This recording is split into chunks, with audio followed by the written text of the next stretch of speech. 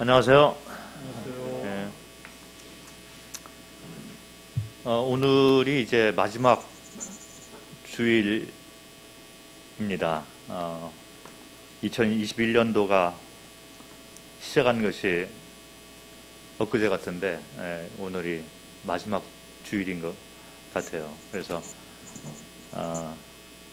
다음 주에 만나면 뭐 새해에 우리가 만나게 되니까 오늘 한 해를 마무리하면서 주님께서 어떤 말씀을 우리에게 주시기를 원하시는가, 저도 나름대로 또 준비를 하면서 어떤 말씀이 우리에게 필요한 말씀인가를 기도하는 마음으로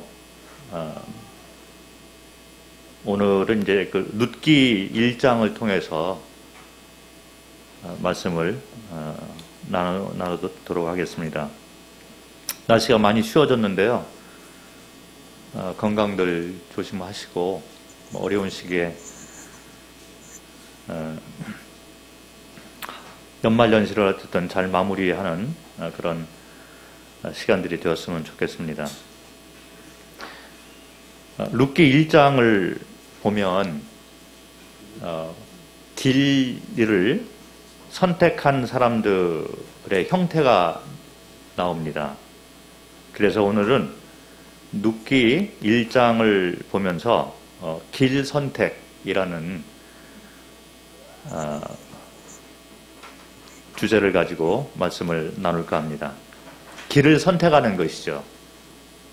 우리가 매일 살아가는 동안에 그 선택의 그 특권을 가지고 살고 있습니다. 그런데 잘못된 길을 선택을 하면 잘못된 방향으로 가게 되는 것이죠. 오늘이 마지막 주일인데 지난 한 해 동안 우리가 어떤 길을 선택해서 여기까지 달려왔는가를 한번 돌이켜보는 그런 시간을 가졌으면 좋겠습니다. 길을 생각할 때 어떤 길은 올바른 길로 가는 올라가는 길이 있어요.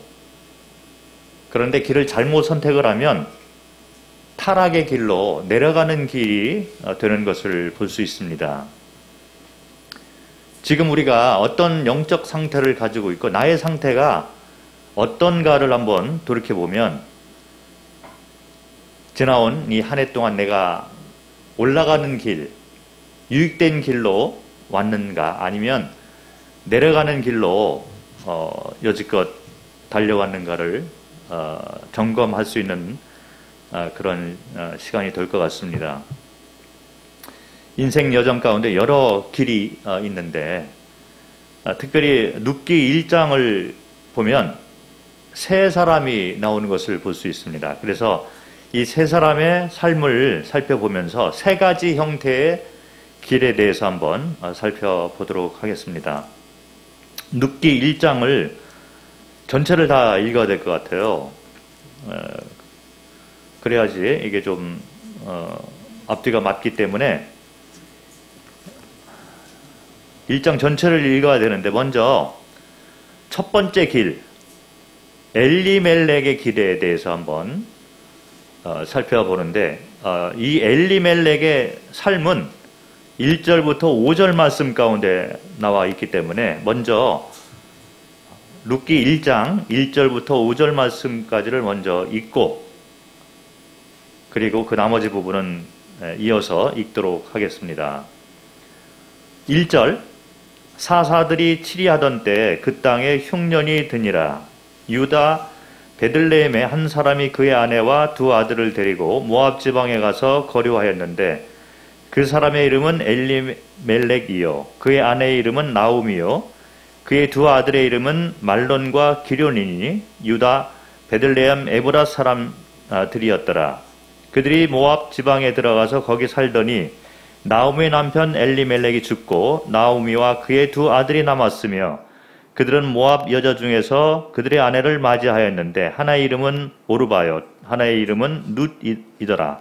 그들이 거기 거주한 지 10년쯤에 말론과 기련 두 사람이 다 죽고 그 여인은 두 아들과 남편의 뒤에 남았더라. 여기 보면 엘리멜렉이라는 사람이 나옵니다. 유다 사람인데 유다 베들레헴에 있다가 사사 시대에 이제 흉년이 들게 되니까 모압 땅으로 이제 이주를 한 거죠. 그런데 길을 잘못 들었던 것 같습니다. 그래서 모압 땅에서 이 사람이 죽게 되는 거죠. 두 아들이 있었는데 두 아들도 이제 모압 땅에서 결혼을 했죠. 그래서 이방 여인들하고 결혼을 했는데 얼마 걸리지 않아서 이 두 아들도 모압 땅에서 이방 땅에서 이제 죽은 거예요. 그래서 모압 땅에 이방 땅에 남아 있는 자들은 과부 3명만 남게 됐다는 얘기를 지금 말씀에서 말하고 있는 것입니다. 이 엘리멜렉의 삶에 대해서 먼저 생각을 해보면 엘리멜렉은 사실은 이스라엘 백성이잖아요. 하나님의 특별히 사랑을 받는 그런 선택된 백성이었습니다. 이 엘리멜렉의 이름의 뜻을 보면 엘리라는 말은 하나님이란 뜻이잖아요. 멜렉이라는 것은 왕이란 얘기입니다. 그래서 하나님이 왕이다 이런 의미의 이름을 가지고 살은 자였던 것입니다. 그래서 이스라엘 백성으로 이 사람은 특권을 가지고 이 땅에 살았던 사람이죠. 그리고 아내가 있는데 그 아내의 이름은 나오미예요. 나오미의 뜻은 기쁨 그리고 풍족이라는 뜻을 가지고 있어서 주 안에 있으면서 이 두 사람은 사실은 하나님의 선택된 그런 선택받은 백성으로 하나님을 왕으로 또 하나님 안에서 기쁨과 풍족함을 누릴 수 있는 특권을 가지고 살았던 자들이죠. 그리고 그들이 살았던 곳은 베들레헴인데 베들레헴의 의미도 빵집이라는 의미가 있어요. 그 빵이 풍족한 그런 지방에 이들이 살았다라는 것이죠. 그런데 그 땅에 이제 흉년이 들게 되니까 모압 지방으로 거주지를 옮깁니다. 모압 이 민족은 아브라함의 조카 롯의 자손들이죠. 그래서 이 창세기를 보면 이 모압 자손들이 이스라엘 백성들의 적군인 것을 볼 수 있어요. 계속 이제 싸움이 계속 지속된 그런 것을 볼 수 있는데 이스라엘 백성이 적군 땅, 이방인 땅으로 옮겨갔다는 얘기가 됩니다. 하나님을 믿는 사람이 우상 섬기는 지역으로 이주를 했다는 것이죠. 그런데 왜 이렇게 내려갔을까라는 왜 이 길을 선택을 했을까? 내려가는 길이잖아요. 왜 이 내려가는 길을 선택했는가를 보면 몇 군데 이제 근거를 우리가 발견할 수 있습니다. 첫 번째는 1장 1절에 보면 사사들이 치리하던 때라는 말이 나오잖아요. 사사들이 치리하던 때의 성격이 어땠는가를 한번 사사기를 잠깐 살펴보면 알 수 있는 것 같습니다. 사사기 17장 6절 사사들이 치리하던 때의 영적 상황이 어땠는가를 한번 보도록 하겠습니다. 17장 6절 사사기는 바로 룻기 앞에 있죠. 사사기 17장 6절에 보면 그때에는 이스라엘에 왕이 없었으므로 사람마다 자기 소견에 옳은 대로 행하였더라. 왕이 없어서 사사가 다스리던 때였었어요. 그래서 이스라엘 백성들이 자기 소견대로 이렇게 행하게 되니까 길을 잃고 이제 하나님으로부터 멀어진 그런 경우가 많았었는데 그때 사사를 통해서 이제 바로잡아주고 또 적군이 왔을 때 어려움을 당할 때 사사를 통해서 구해주고 이런 역사가 계속되는 것을 볼 수 있습니다. 사사기 21장 25절을 보면 같은 얘기가 나오죠. 사사기 21장 25절 맨 마지막이죠. 사사기에 그때 이스라엘에 왕이 없으므로 사람이 각자 자기의 소견에 오른 대로 행하였더라. 이스라엘에 왕이 없었죠. 보이는 왕은 없었지만 사실 이스라엘의 왕은 하나님이었잖아요. 그 왕이 없는 것이 아니라 하나님을 왕으로 섬기는 그런 민족이었는데, 눈에 보이는 왕이 없으니까 이스라엘 백성들이 스스로 왕과 주인 되고 스스로 선과악의 기준을 스스로 정해서 자기의 소견대로 행했던 시기가 된다는 것입니다. 그래서 이 엘리멜렉이 왜 베들레헴을 떠나서 내려가는 길, 모압 땅으로 이주를 했을까? 타락의 길을 왜 걷기 시작을 했을까를 보면 우리 삶하고 이게 연관되는 것을 볼 수 있어요. 왕과 우리 삶 가운데 하나님이 나의 왕이고 나의 주인이시고 나의 재판장이 되시는 것에 대해서 우리가 잊고 살아간다면 이 엘리멜렉이 걸었던 내려가는 길로 우리가 갈 수밖에 없다는 것입니다. 스스로 왕과 스스로 주인이 돼서 살아가는 것이죠. 그리고 성경을 통해서 선과 악의 기준을 잡아서 그 기준에 따라 살아가는 것이 아니라 세상 사람들이 가는 그 길, 그 방향대로 우리가 따라간다면 우리는 내려가는 길로 갈 수밖에 없는 것입니다. 특별히 이 세상이 요구하는 것이 뭐냐면 네가 스스로 주인 되고 왕이 돼서 살아라. 선과 악의 기준도 사람 스스로가 정하고 목소리 큰 사람이 이기는 그런 시대다. 그런 시대를 한마디로 표현을 하면 뭐라고 얘기를 하냐면 포스트 모더니즘이라는 말을 쓰기 시작하는 거죠.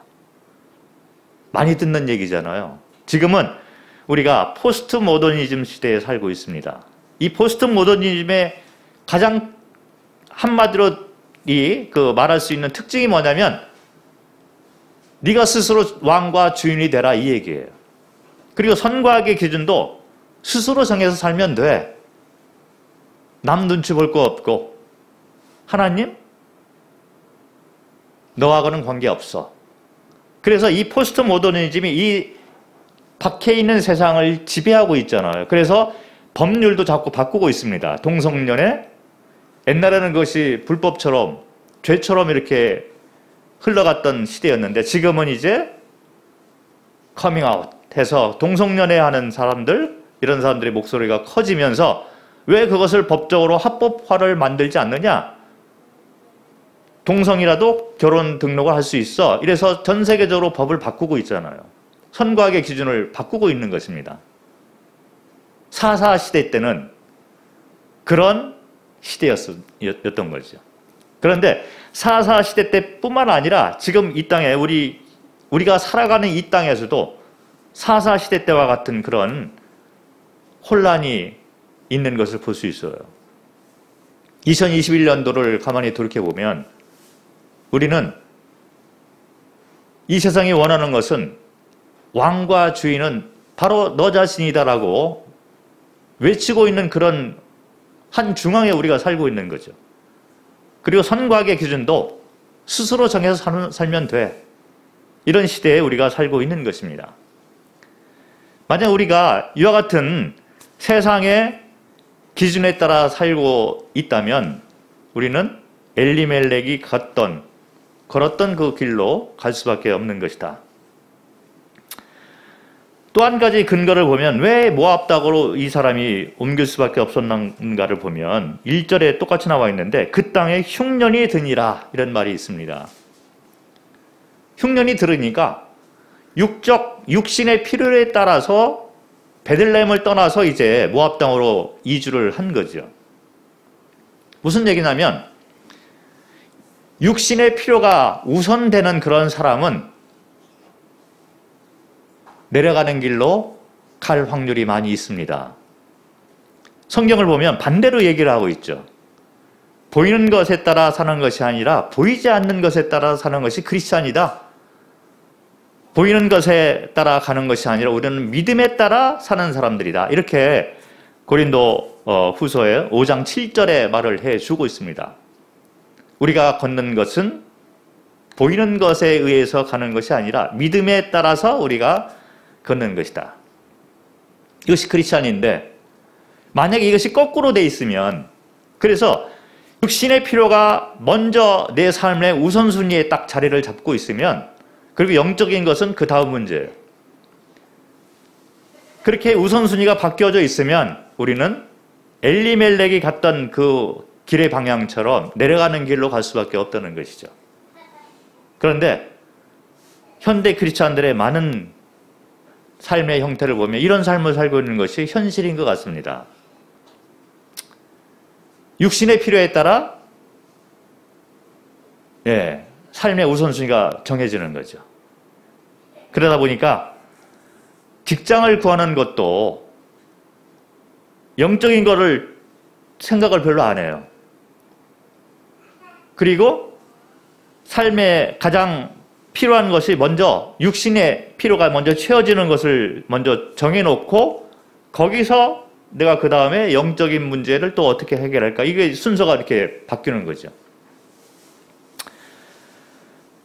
직장 선택이나 또 교회 선택이나 모든 시간 사용, 이런 기준이 육신의 필요가 먼저 나오는 것을 보게 된다면 우리가 가는 그 길은 내려가는 길이다, 이렇게 생각을 해 볼 수가 있습니다. 마태복음 4장에 예수님께서 사단에게 유혹을 받아서 광야로 가잖아요. 이제 굶주린 상태인데 사탄이 이제 유혹하기를 이 돌덩이가 빵이 되게 만들어라, 이렇게 유혹을 하잖아요. 그럴 때 예수님이 뭐라고 답변하셨냐면, 사람이 빵으로만 살 것이 아니요 하나님의 말씀으로 산다, 이렇게 말씀을 하셨던 거죠. 그 삶의 우선순위를 말해주고 있는 거죠. 우리가 빵이 없으면 살 수가 없어요. 그러나 그것보다도 먼저 삶의 우선순위가 뭐냐면 영적인 것이 우선시 돼야 된다는 거죠. 만약에 육신의 필요가 먼저 우리 마음 가운데 자리를 잡고 있다면 우리는 엘리멜렉이 갔던 길로 갈 수밖에 없는 것이다. 내려가는 길이죠. 그래서 스스로 주인이 되고 스스로 재판장이 됐던 엘리멜렉, 그리고 육신의 필요가 우선시됐던 엘리멜렉이 선택했던 길은 베들레헴을 떠나서 하나님의 땅인 유다를 떠나서 이제 우상을 섬기고 있는 모압 땅으로 이주하자. 그래서 이주를 한 겁니다. 처음에 내려갈 때 내가 거기 가서 살겠다라고는 안 했을지도 모르죠. 잠시 흉년이 지나간 다음에 내가 다시 돌아오겠다. 육신의 필요를 잠깐 채우고 내가 다시 돌아오겠다. 이렇게 생각을 했을 것입니다. 그 근거가 1장 1절에 나와 있어요. 이 사람이 아내와 두 아들을 데리고 모압 지방에 가서 거류하였는데, 이 거류하였다, 가서 거류하였다, 이 말은 잠깐 거주했다, 이런 얘기예요. 그런데 잠깐 거주하고 돌아오려고 생각했던 사람이 2절을 보면 말이 틀리게 나옵니다. 모압 지방에 들어가서 거기 살더니, 이렇게 나오잖아요. 잠깐 거쳐오려고 했는데 이 사람이 살기 시작을 합니다.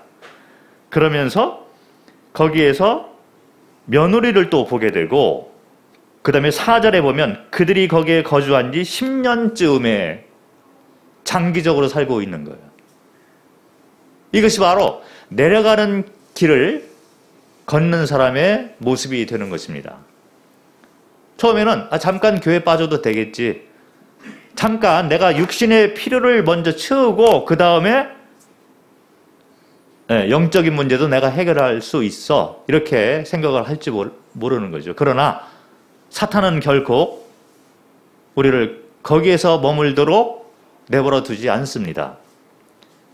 세상을 바라보고 육신의 필요를 먼저 채우려고 갔다면 그 사람은 이미 사단의 손아귀에 들어가게 되는 것이죠. 그래서 이 세상은 우리를 놔주지 않는 거예요. 흔히 그런 얘기를 많이 듣잖아요. 내가 당장 필요한 것은 뭐 직장 구하는 문제, 그 다음에 내가 해결해야 될 문제가 있어. 이 문제를 먼저 해결하고 그 다음에 내가 영적인 진지함을 내가 찾겠다. 하나님을 그때 가서 찾겠습니다. 그리고 기도도 그렇게 하는 분들이 많아요. 그런데 잠깐 거주하려고, 잠깐 거쳐서 오려고 했는데 그게 평생이 걸리는 사람들이 대부분인 것입니다. 그 복음을 들어라 하면 어떤 사람이 그런 답변을 해요. 아, 내가 지금 당장 요거부터 해결해야 됐다. 제가 그랬거든요. 저도 그랬어요. 그런데 실제로 보면 일단 직장 문제를 해결하고 내가 그때 하나님을 잘 섬기겠습니다. 그래서 직장을 좋은 데에 갔어요. 그러면 그 다음부터 하나님을 섬겨야 되는데 이 직장이 그냥 내버려 두지 않습니다. 좋은 직장일수록 사람을 돈 가치에 따라 이제 사용하게 되잖아요. 그래서 이제 밑바닥부터 들어갔기 때문에 회사에 적응하는 시간이 있고, 그리고 하다 보니 경쟁이 심하고 거기서 또 직급이 올라가야 되잖아요. 결혼도 해야 되고, 그래서 돈을 모아야 되니까 빠져나오지를 못하는 거예요. 그리고 점점 거기에 머무르는 시간이 많아지면서 결혼을 하고 내가 이제 아내와 더불어 교회에 잘 나와서 섬기겠다 했는데 결혼을 하고 집도 장만해야 되고, 그리고 난 다음에 자녀가 태어나니 이제 자녀 때문에 더더욱 바빠지게 되고, 그러다 보니 평생 세상과 더불어 살게 되는 것이 우리네의 삶이 되는 것입니다. 이 사람이 그렇게 살았던 거죠. 잠깐 거주하러 갔는데 어느덧 보니까 자기의 삶이 거기서 마친 것을 보게 되는 거예요. 이 사람이 거기서 죽었잖아요. 자기뿐만 아니라 두 아들도 죽었습니다. 남는 것은 뭐냐? 남는 것은 3번의 장례식과 더불어 무덤 3개, 그리고 3명의 과부. 그것이 남는 거예요. 엘리멜렉이 걸었던 길은 내려가는 길. 스스로 주인 돼서, 스스로 재판장 돼서 살았던 사람의 모습인 거죠. 그리고 육신의 필요를 우선순위로 해서 사는 사람의 전형적인 모습이 되는 것입니다. 남는 것은 비참한 현실밖에 남는 것이 없었던 자가 되는 것이죠. 우리가 지난 2021년 오늘 마무리하는 그런 마지막 주일인데 어떤 삶을, 어떤 길을 걸어왔는지 한번 스스로 돌이켜서 생각을 해 보셨으면 좋겠습니다. 이것이 첫 번째 사람이고, 두 번째 사람은 어떤 모습이냐면 나오미의 길이 되는 거예요. 나오미는 엘리멜렉과 더불어 내려가는 길을 계속 걸어왔던 사람인데 현실을 바라보면서 돌이키는 길로 돌아간 사람이 되는 것입니다. 회개를 하고 반성을 해서 이제 다시 회복의 길을 걷고자 했던 그런 사람인 것이죠. 그런데 남편과 더불어 이제 내려가는 길을 계속 살았던 자였던 것이죠. 6절부터 22절 전체를 한번 읽어보도록 하겠습니다. 룻기 1장 6절부터 그 여인이 모압 지방에서 여호와께서 자기 백성을 돌보시사 그들에게 양식을 주셨다함을 듣고 이에 두 며느리와 함께 일어나 모압 지방에서 돌아오려 하여 있던 곳에서 나오고 두 며느리도 그와 함께하여 유다 땅으로 돌아오려고 길을 가다가 나오미가 두 며느리에게 이르되 너희는 각기 너희 어머니의 집으로 돌아가라. 너희가 죽은 자들과 나를 한 것 같이 여호와께서 너희를 선대하시기를 원하며 여호와께서 너희에게 허락하사 각기 남편의 집에서 유료를 받게 하시기를 원하노라 하고 그들에게 입맞춤에 그들이 소리를 높여 울며 나오미에게 이르되 아니니이다. 우리는 어머니와 함께 어머니의 백성에게로 돌아가겠나이다 하는지라. 나오미가 이르되 내 딸들아 돌아가라. 너희가 어찌 나와 함께 가려느냐?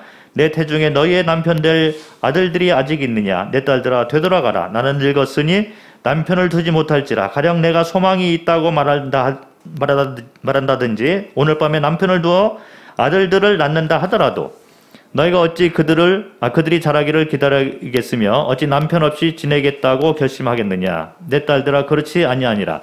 여호와의 손이 나를 치셨으므로 나는 너희로 말미암아 더욱 마음이 아프도다 하며 그들이 소리를 높여 다시 울더니 오르바는 그의 시어미에게 입맞추되 룻은 그를 붙쫓았더라. 나오미가 또 이르되 보라 내 동서는 그의 백성과 그의 신들에게로 돌아가나니 너도 너의 동서를 따라 돌아가라 하니 룻이 이르되 내게 어머니를 떠나며 어머니를 따르지 말고 돌아가라 강권하지 마옵소서. 어머니께서 가시는 곳에 나도 가고 어머니께서 머무시는 곳에서 나도 머물겠나이다. 어머니 백성이 나의 백성이 되고 어머니의 하나님이 나의 하나님이 되시리니 어머니께서 죽으시는 곳에서 나도 죽어 거기 묻힐 것이라. 만일 내가 죽는 일 외에 어머니를 떠나면 어머니께서 내게 벌을 내리시고 더 내리시기를 원하나이다 하는지라. 나오미가 룻이 자기와 함께 가기를 굳게 결심함을 보고 그에게 말하기를 그치니라. 이에 그 두 사람이 베들레헴까지 갔더라. 베들레헴에 이를 때 온 성읍이 그들로 말미암아 떠들며 이르기를 이가 나오미냐 하는지라. 나오미가 그들에게 이르되 나를 나오미라 부르지 말고 나를 마라라 부르라. 이는 전능자가 나를 심히 괴롭게 하셨음이니라. 내가 풍족하게 나갔더니 여호와께서 내게 비어 돌아오게 하셨느니라. 여호와께서 나를 징벌하셨고 전능자가 나를 괴롭게 하셨거늘 너희가 어찌 나를 나오미라 부르느냐 하니라. 나오미가 모압 지방에서 그의 며느리 모압 여인 룻과 함께 돌아왔는데 그들이 보리추수 시작할 때 베들레헴에 이르렀더라. 자, 이 나오미의 길은 먼저 6절에 보면 있는 곳에서 나오는 곳으로부터 회복의 길로 돌아가는 것을 볼 수 있습니다. 유다 땅으로 돌아가는 것이죠. 우리가 흔히 기도하면서 또 우리 마음 가운데 바람이 있다면 어떤 바람이 있냐면 복을 받기를 원하잖아요. 모든 사람이 복 받기를 원합니다. 하나님께서 나를 축복해 주시는 것을 기도하고 그렇게 원하는 마음이 있어요. 그리고 내 주변에 있는 사람도 가까운 우리가 아끼는 사람들도 그렇게 복 받는 삶을 사는 것을 원하고 있습니다.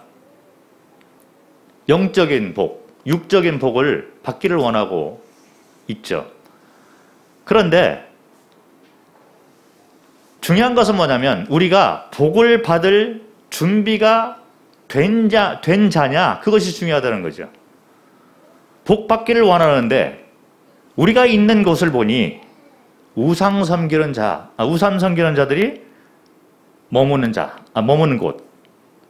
그리고 내가 지금 걷고 있는 길이 내려가는 길을 가고 있는 거예요. 그런데 여전히 우리는 복을 받기를 원하는 마음이 있다면 복을 받을 준비가 안 된 자인 것입니다.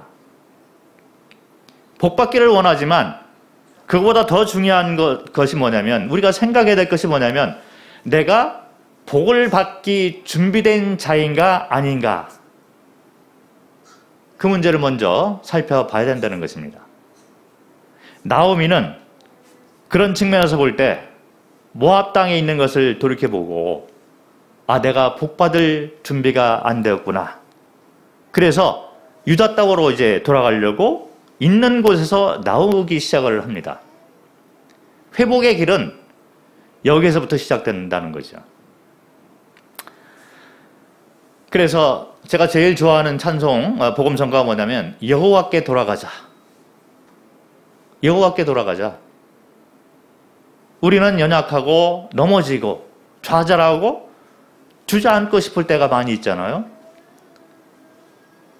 그 장소에 그냥 머물러 있다면 우리는 복받을 준비가 아직 안 된 자가 되는 것입니다. 우리 마음 가운데 외쳐야 될 그런 외침은 뭐냐면 여호와께 돌아가자. 거기서부터 복은 시작되는 것입니다. 나오미가 그런 상태로 이제 돌아가기 시작을 하는 것을 볼 수 있습니다. 그런데 이 모압에 있을 때 아직 모압 땅이 있잖아요. 모압에 있을 때 나오미의 영적 상태가 어땠는가를 한번 말씀을 조금 살펴보면서 보도록 하겠습니다. 모압에 있는 나오미의 상태는 이스라엘 백성이고 여호와 이름을 불러요. 여호와를 알고 있는 자인 것이죠. 그럼에도 불구하고 주변에 있는 사람에게 권하는 이 모습들, 본인이 마음 가운데 가지고 있는 믿음의 상태를 보면 참 연약하기 그지없는 상태로 모압 땅에서 살았던 것을 볼 수가 있습니다. 두 아들과 결혼한 이 두 며느리에게 여호와에 대해서 말을 했고 그리고 영향력을 끼쳤던 것을 볼 수가 있습니다. 왜냐하면 두 며느리하고 대화하는 이 내용을 보면 여호와 이름을 얘기하고 있는 거죠. 그런데 사실 고통 가운데 있는 사람이잖아요. 남편도 죽고 두 아들도 죽고 그리고 본인이 처해 있는 그 땅은 이방 땅. 아무도 도와줄 수 있는 그런 사람이 없는 그런 땅에 있기 때문에 영적으로 심히 약해져 있는 것을 볼 수 있습니다. 6절에 보면 이 나오미가 모압 지방에서 유다 지방으로 베들레헴으로 다시 돌아가려고 하는데 그 돌아가려고 하는 근거를 보면 여호와께서 자기 백성을 돌보시고 그들에게 양식을 주셨다 함을 듣고 여전히 육신의 필요를 보고 돌아가려고 하는 거죠. 제일 먼저 생각되는 게 내가 잘못된 길로 왔구나. 회개를 하고 그리고 자성하는 마음으로 영적인 것을 우선순위로 두고 돌아가는 것보다는 이 소문이 들려오는 거예요. 베들레헴 땅에 이제 먹을 것이 풍부하게 되었다. 이 소식을 듣고 육신의 필요를 따라 이렇게 움직이려고 하는 것을 볼 수 있습니다. 영적으로 약한 거죠. 그리고 두 며느리에게 권면을 하는데 따라오지 말아라 이런 얘기를 하는데 이 말하는 권면하는 이 그 말을 들어보면 육적인 것만 자꾸 얘기를 했지 영적인 것을 얘기하는 것을 볼 수가 없어요. 이 환경을 들어서 얘기를 하고 두 사람에게 3번을 강권을 했어요. 돌아가라 돌아가라 돌아가라. 룻에게는 한 번 더 얘기를 했습니다. 너희 동서도 돌아갔으니 너도 같이 돌아가라. 이렇게 4번 강권을 해서 돌아가라고 얘기를 했어요. 왜 그러냐면 나를 따라와봤자 너에게 유익될 것이 아무것도 없다. 그런데 이 나오미가 얘기하고는 그 유익이라는 것이 육적인 유익만 자꾸 얘기를 하고 있는 거죠. 나는 이미 늙었기 때문에 법에 의하면 이 시어머니가 또 결혼을 해서 다시 새로운 남편을 만나서 자녀를 낳으면 그 자녀가 장성을 하면 이 두 며느리하고 결혼을 다시 할 수 있는 거예요.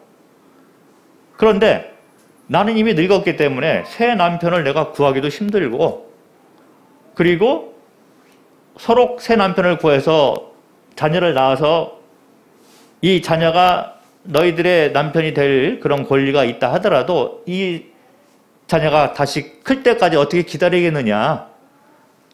그리고 나를 봐라. 여호와께서 나를 치시고 내가 가진 것이 뭐가 있느냐. 아무것도 없다. 그러니 너희는 돌아가서 여기서 나를 떠나서 돌아가서 새 남편을 만나서 잘 살아라 이런 얘기예요. 부정적인 얘기를 많이 하고 있고 회의적인 여호와에 대해서 아주 회의적인 말을 많이 하고 있는 것을 볼 수 있죠. 그런데 거기까지는 그래도 힘드니까 그런 얘기를 했겠지 하고 이해가 돼요. 그런데 15절을 보면 나오미가 또 이르되 보라 내 동서는 그의 백성과 그의 신들에게도 돌아가나니 너도 너의 동서를 따라 돌아가라. 여기 신들, 우상에게도 돌아갔다는 거예요. 실제로 그래서 이 강권함을 듣고 오르바 이 한 며느리는 돌아갔어요. 근데 누구에게 돌아갔냐면 자기 백성들 모압 백성에게 돌아갔는데 거기서 끝나는 것이 아니라 우상에게로 돌아간 것을 볼 수 있어요. 나오미가 지금 강권하는 건 뭐냐면 세상으로 다시 돌아가라. 나를 따라서 여호와를 섬겨봤자 나를 봐라. 내가 지금 남는 게 뭐냐? 세상 사람들이 가는 대로 그냥 너도 그렇게 살아라. 이런 얘기예요. 나오미가 여호와를 믿는 자로서 이스라엘 백성으로서 영적인 얘기를 안 하고 있는 것을 볼 수 있습니다. 상당히 연약한 것을 볼 수 있는 거죠. 그래서 치명적인 그런 조언을 해주고 있는 것을 볼 수 있습니다. 차라리 내가 내려가는 길을 선택해서 남편과 더불어 이 모압 땅으로 온 것 자체가 잘못되었다. 돌이켜보니 내가 여호와를 믿는 자로서 잘못 살았구나. 그렇게 회개를 하고 며느리에게 믿음에 대해서 얘기를 하고 그러나 우리가 여호와를 믿고서 한번 새로운 길로 가보자. 영적인 그런 길을 제시해 줄 것이 합당한 것처럼 보이는데 그렇지 않았죠. 말하는 족족, 육적인 얘기, 육적인 필요, 육적인 환경 그런 것만 소개를 한 것을 볼 수 있습니다. 그러나 그럼에도 불구하고 이제 나오미는 회복의 길로 돌아서서 모압 땅에서 공고함을 가득 가지고 있는 자였지만 그러나 모압에서 나와가지고 베들레헴으로 돌아가는 것을 볼 수 있죠. 우리 가운데 혹시 나오미처럼 그런 영적 상태가 아주 안 좋은 그런 분들이 있을지 모릅니다. 한 해를 돌이켜보니 내가 2021년도 살았던 것이 너무 힘들어.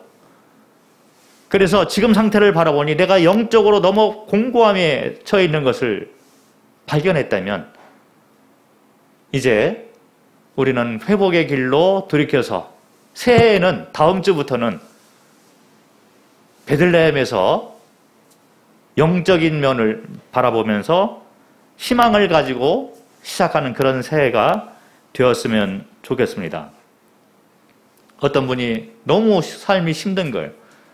그 집에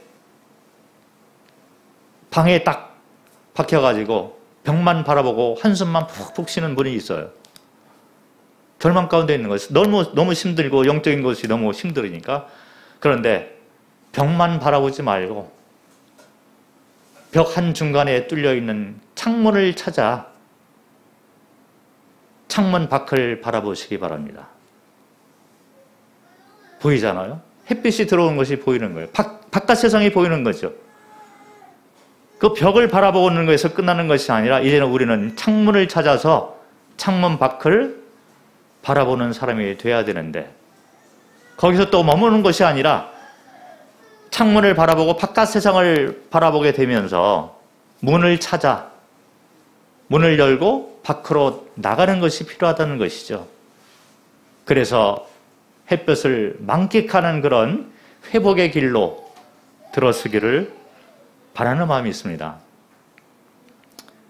만약에 우리가 2021년을 그렇게 내려가는 길만 계속 살았던 그런 사람이고 지금 우리 상태가 영적으로 아주 공고한 그런 가운데 있다면 자리를 박차고 일어나서 다음 주부터는 희망의 그런 마음으로 새로운 출발을 했으면 좋겠습니다. 여기 보면 22절을 보면 나오미가 모압 지방에서 이제 베들레헴으로 돌아갔잖아요.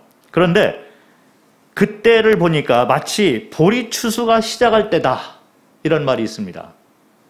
희망이 보이는 그런 때에 추수할 그때에 시작할 때 이 나오미 일행이 베들레헴에 도착을 했습니다. 영적 회복을 알리는 희망을 알리는 그런 메시지인 것을 볼 수가 있는 것이죠.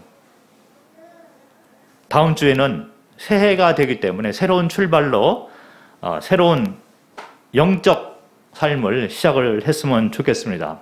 그런데 그 출발점은 여호와께 돌아가자부터 시작을 하는 거죠. 이것이 이제 나오미의 길이었다면 세 번째 룻의 길을 한번 보도록 하겠습니다. 이 룻이 걸었던 길은 올라가는 길인 것을 볼 수 있어요. 올라가는 길. 우리가 새해에 선택해야 될 길이 되는 거죠. 룻은 육신적인 그런 측면을 보면 이방인 여인이었잖아요. 모압 여인이었습니다. 그래서 우상을 섬기던 자였는데 마침 모압 땅에 와 있는 이스라엘 남자하고 결혼을 한 거예요. 세상적으로 보면 자기의 백성과 자기의 신을 배신하고 이스라엘 사람하고 결혼을 한 사람이죠. 그래서 나름대로 뭔가 희망을 품고 그렇게 결혼을 했을지도 모릅니다. 그런데 시아버지도 죽고 남편도 죽고 남편 동생도 죽고 집안의 남자들은 전멸 그런 상태로 있는 거예요.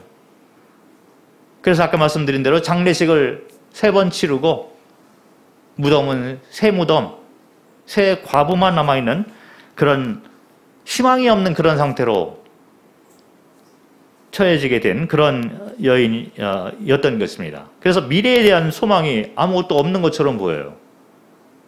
이 시어머니가 내가 살던 지역에서 고향에서 떠나서 새로운 지역으로 간다. 그러니까 갈림이 되겠죠. 내가 어떤 선택을 할까? 보니까 동서는 남아있게 되는 거예요. 그래서 새로운 출발을 하겠다.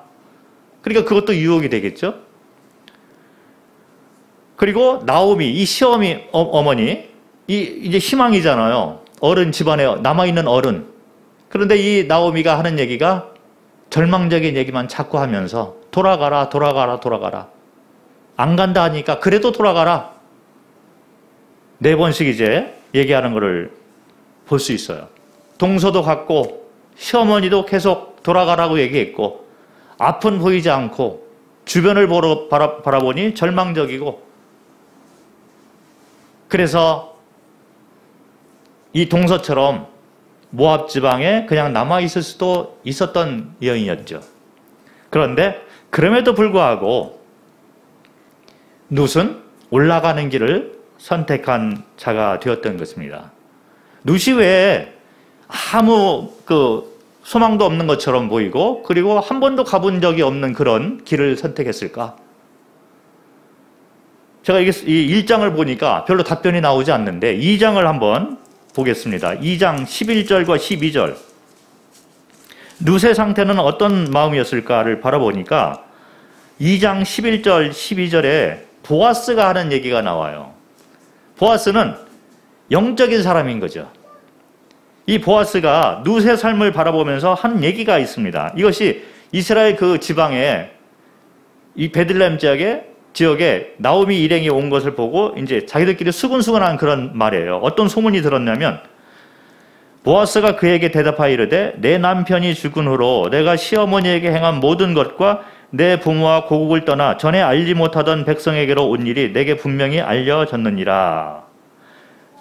룻 자체에 이 삶 자체가 간증이었다는 거죠. 그리고 12절에 여호와께서 내가 행한 일에 보답하시기를 원하며 이스라엘의 하나님 여호와께서 그의 날개 아래에 보호를 받으러 온 내게 온전한 상 주시기를 원하노라 하는지라. 이게 룻이 가지고 있던 믿음이었다 이렇게 생각을 합니다. 룻은 이스라엘의 하나님 여호와의 그 날개 아래에 보호받기를 원했다. 가련한 사람이었잖아요. 절망 가운데 있는 사람이잖아요. 소망이 없는 사람인데 그럼에도 불구하고 룻이 가지고 있었던 믿음은 이스라엘 하나님 여호와의 날개 아래 내가 보호받기를 원한다.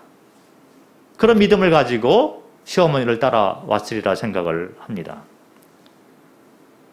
시어머니를 통해서 여호와의 이름을 들었잖아요. 그런데 모압 지방을 가만히 돌이켜보면 자기가 살고 있는 고향, 자기의 이 주변 이웃들을 가만히 보니까 여호와의 이름을 부르는 자가 아무도 없어요. 여호와에 대해서 가르쳐주는 자가 아무도 없어요.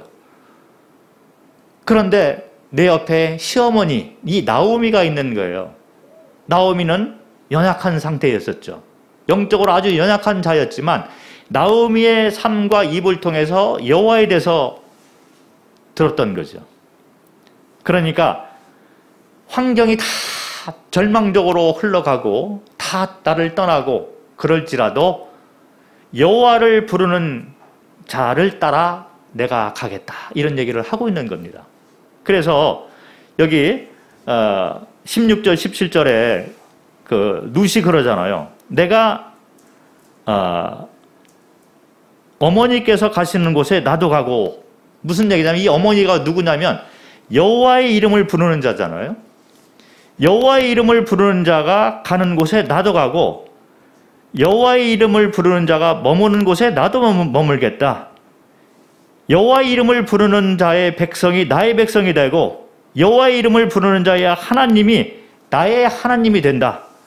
그리고 여호와의 이름을 부르는 자가 죽는 곳에 나도 죽어 거기 묻힐 것이다. 이런 얘기를 하고 있는 거예요. 이것이 영적인 길을 선택한 사람들의 모습이 아닌가 생각을 합니다. 새해에는 이런 다짐으로 우리가 매 순간을 살아야 될 걸로 생각을 합니다. 여호와의 이름을 부르는 자들이 머무는 곳에 나도 머물고 여호와를 사모하는 자들이 가는 그 길을 나도 가겠다. 그리고 여호와의 이름을 부르는 그들의 하나님, 그 하나님이 나의 하나님이 되기를 원한다. 그리고 그들이 죽는 곳에 나도 죽기를 원한다. 이것이 새해 우리가 가야 될 길이라고 생각을 합니다. 이 모압 지방에 여호와의 이름을 부르는 자가 이 시어머니밖에 없는 거예요.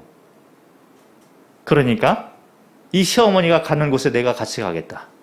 그 길을 내가 따라가겠다. 그가 머무는 곳에 내가 머물겠고 그가 죽는 곳에 나도 죽겠다. 그의 하나님이 나의 하나님이다. 믿음을 가지고 룻은 올라가는 길을 선택해서 갔다는 것입니다. 그렇게 되니까 결론적으로 보면 보아스를 만나잖아요. 보아스가 누구냐면 다윗 알잖아요. 다윗의 증조 할아버지가 돼요. 그래서 이 보아스가 영적인 자이기 때문에 영적인 눈으로 룻을 보니까 이 사람은 아주 귀한 여인이다. 모압 여임에도 불구하고 그리고 그가 남편도 죽고 시아버지도 죽고 남편의 동생도 죽고 다 죽었는데 유일하게 여호와의 이름을 부르는 나오미를 따라 새로운 땅 이스라엘로 따라온 것을 보고 그가 어떻게 시어머니를 대했고 그리고 그의 마음 가운데 이스라엘의 여호와 하나님의 날개 밑에서 보호를 받고자 하는 그런 믿음이 있는 것을 영적인 사람인 보아스가 그걸 본 거예요. 영적인 길을 걷는 사람은 영적인 사람을 만나게 되는 것입니다. 하나님이 그렇게 역사하는 거예요.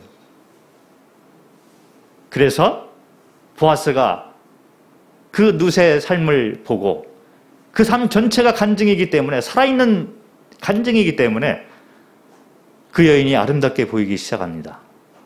그리고 결혼해서 자녀를 낳았는데 그게 사장을 보면 오벳이잖아요. 사장 잠깐 보도록 하겠습니다. 사장 13절을 보면 이에 보아스가 룻을 맞이하여 아내로 삼고 그에게 들어갔더니 여호와께서 그에게 임신하게 하심으로 그가 아들을 낳은지라. 그 아들의 이름이 22절에 나오는데 오벳인 것이죠. 그래서 오벳은 이새를 낳고 이새는 다윗을 낳았더라. 다윗의 아버지가 이새예요. 이새의 아버지가 오벳이 되는 거고 그 보아스는 다윗 왕의 증조 할아버지가 되는 거죠. 그리고 이 계보를 따라서 쭉 내려오다 보니까 예수 그리스도가 이 혈통 가운데서 탄생하게 됩니다. 모압 여인으로 이방 여인임에도 불구하고 우상을 섬겼던 여인이 영적인 길을 따라가다 보니 영적인 사람을 만나고 결국에는 예수 그리스도의 혈통을 따라 조상이 된 것을 볼 수 있는 거죠. 성경에 그 이름이 기록이 된 것입니다. 룻기가 여기서 나오게 되잖아요. 영적인 길을 선택한 자의 결론은 이렇게 된다는 것을 룻기를 통해서 우리가 밝혀볼 수가 있는 것입니다. 그런데 또 하나 우리가 잊어버려서는 안 될 것이 뭐냐면 우리가 볼 때 이 룻기 1, 2, 3, 4장이 나오잖아요. 룻기를 통해서 볼 때 주인공이 룻인 것처럼 보이잖아요. 어떤 사람은 혹시 나오미가 아닐까? 어떤 분은 보아스가 인상적이야. 이렇게 생각할 수 있어요. 그런데 룻기의 주인공은 누구냐면 여호와 하나님이라는 거죠. 여호와 하나님이 구체적으로 관여하시는 걸 볼 수 있어요. 그래서 룻기 전체를 통해서 여호와 하나님이라는 이 단어가 25번이 나오고 있습니다. 여호와 이름이 25번 나오는데 구체적으로 각 사람의 상태별로 구체적으로 역사하시고 이루어 가시는 하나님, 일하시는 하나님을 볼 수 있는 거예요. 룻기의 주인공은 여호와 하나님이시다. 룻기는 하나님이 관여하시는 러브 스토리를 얘기하고 있어요. 룻이 보아스를 만나는데 이게 러브 스토리잖아요. 아름다운 사랑의 얘기인데 그것을 갖고 가시는 분은 여호와 하나님이시다. 추수하는 장면이 계속 나오는데 추수하는 그 이삭을 줍는 장면 그들이 어떻게 서로 만나고 어떤 장면들이 펼쳐지는가를 하나하나 펼쳐놓으시는 분이 여호와 하나님이라는 거죠. 룻기의 주인공은 여호와 하나님이시다. 그래서 모든 것을 통해서 선을 이뤄나가시는 여호와 하나님을 볼 수가 있는 것입니다. 여기 손을 넣으시고 로마서 8장을 잠깐 보고 돌아오도록 하겠습니다. 로마서 8장 28절.